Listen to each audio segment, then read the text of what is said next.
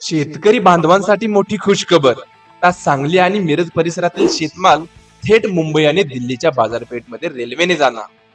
मिरज ते दिल्ली आणि मिरज ते मुंबई किसान रेलला मंजुरी मिळाली आहे. दर किती असणार? दिल्लीसाठी 4.50 प्रति किलो, तर मुंबईसाठी फक्त 75 पैसे प्रति किलो दर निश्चित करण्यात आला आहे. आणि सर्वात मोठी बातमी म्हणजे 50% मालवाहतूक अनुदानाचीही मागणी करण्यात आली आहे. दिल्लीला शेतमाल अवघ्या 36 तासात पोहोचणार असून गाडी पंढरपूर आणि कुर्डुवाडी मार्गे धावणार आहे.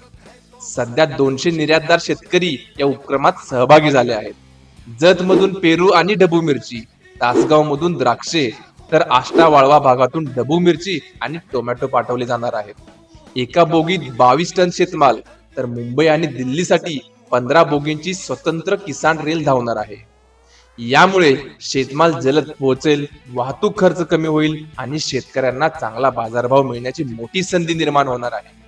ही आनंदाची बातमी प्रत्येक शेतकरी बांधवापर्यंत नक्की पोहोचवा आणि अशाच महत्त्वाच्या शेतकरी आणि सरकारी अपडेटसाठी गगन मराठीला सबस्क्राईब करा.